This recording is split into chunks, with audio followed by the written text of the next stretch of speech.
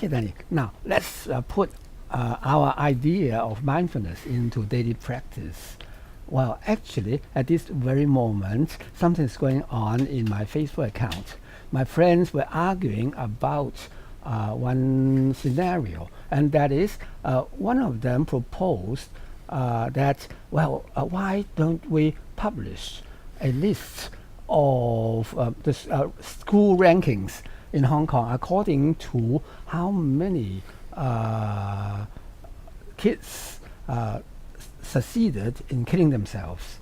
You know, there are something like 2,000 plus schools in Hong Kong, and we get their students jumping down from the roofs, and many students killed themselves. And some said, maybe we should punish those schools ranking high. You know, per student died, you take away whatever subsidies from them. And there's the other argument that just the opposite. Why don't we put more resources into those schools suffering from these tragedies? Like, for example, providing them with more social workers, psychiatrists, assistants, or improving the teacher-student ratio. Well, what do you think? Should we punish them, penalize them, or should we pay them more? No, I would say that this is a real issue, I think, in Hong Kong. And last year, I remember in February 2017, 17 or 18 children committed suicide, which is very, very, very sad. And I wouldn't use the word punishing people or punishing teachers or giving them money or anything like that. I think we should separate that, because first we need to understand why this is happening. It's a society issue, right? And I think the one thing that we should really, really, really do is see how we can bring life skill education into educational institutions. This is really, really important. And the reason why I wrote that book, Inside Out, which you got, one of my main purpose for that was to introduce life skill training into education institutions. And what exactly is that? Life skill education? Yeah, so basically people should understand, should get more life skills, how to lead a life as opposed to just doing education. You mean how to be happy? Yeah, how to be happy, how to make choices, how to, how to deal with difficult people? Also like having more emotional intelligence, which we call EQ these days, right? How to face failures. Yeah, so life skill, having life skill education in education institutions is very, very, very important. And the problem in Asia is, and a lot of I see that in China and in Hong Kong, is there's so much stress on the kids, on the children at home as well as in the education institutions, that at some point in time they feel they have nowhere to go. Yeah, and unfortunately there could be situations where they think taking their own life is the way out, which is very, very, very sad. And I think what we need to do is more about educating the parents and educating the schools as well to be more mindful. Again, mindfulness is a very important piece here in terms of really understanding the children and in really understanding what's going on with them. Yeah, so their home environment is really important. The home environment is more important than the school environment. Yeah, because someone said that you give me a child of 7 and I will give you a man, which means a child's personality is built in the first 7-8 years, right? So during that period, they need to have the right encouragement, the right nourishment, the right self-confidence, the right self-esteem, and all those things are really, really important. And the one thing which I've based on working with several hundreds of people in the corporate world, entrepreneurs and other individuals, the thing that really drives people to behaviors like suicide or depression or whatever is that at a subconscious level they think they are not enough. In some part of their life they feel that I'm not good enough, I'm not loved enough, I'm not healthy enough, I'm not rich enough, I'm not wealthy enough, some lack of enoughness.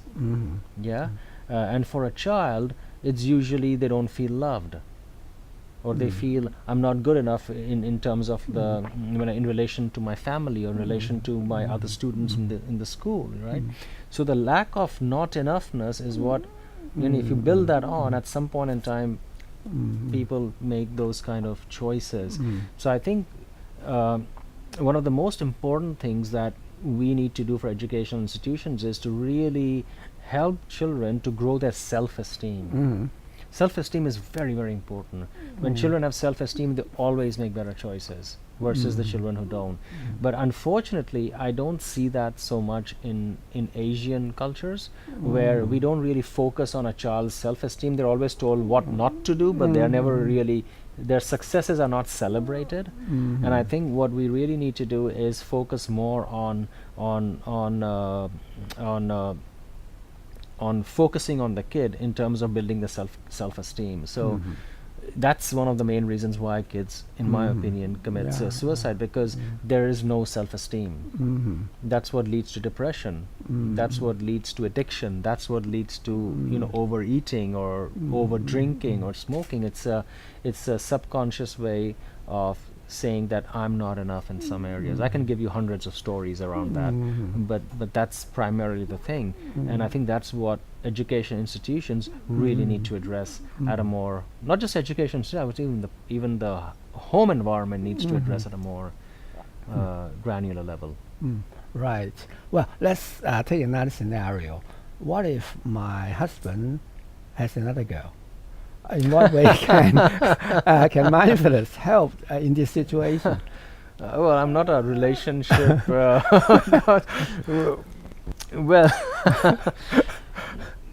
I think mindfulness is, again, like I said, being more in the present moment. Now, the reason why you might be attracted to someone else is probably they are giving you something that your current situation is not giving you. Yeah?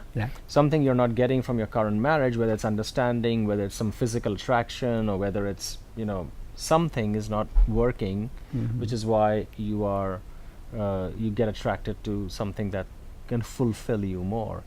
Now, a mindfulness practice, in my opinion, would bring you more into the present moment, like I said. And two things can happen. Either you can overcome any temptation from external temptation through mindfulness, or it can bring you in a situation where you can have an open conversation with your spouse. If there's something that's missing, if there's something that's not fulfilling enough, it's maybe somebody's behavior you don't like, or maybe you're not feeling fulfilled physically, or maybe you're not feeling fulfilled mentally or psychologically. Having the courage to have an honest conversation, it would be a very powerful thing to do. So you are saying that if I'm mindful and if my husband is mindful, he will be more faithful to me? No, I'm saying they would, faithful, that's a big tall order, but what I'm saying is that the level of understanding would be more solid, more you can. So if I'm practicing mindfulness on a regular basis, you never practice mindfulness ever, I believe that the level of understanding could be a little bit of a disconnect.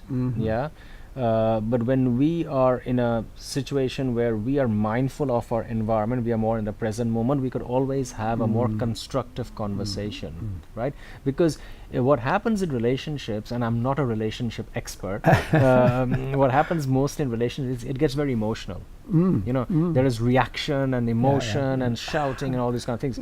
But I think that's where mindfulness plays a big role, because when you're more centered, you can have a constructive conversation, right? So, it's like saying you can say difficult things in a nice way, and people will not get offended, right? So I think you can come up with more constructive ideas how to improve your relationship when you are in a mindful practice, as opposed to not being in a mindful practice and having that conversation.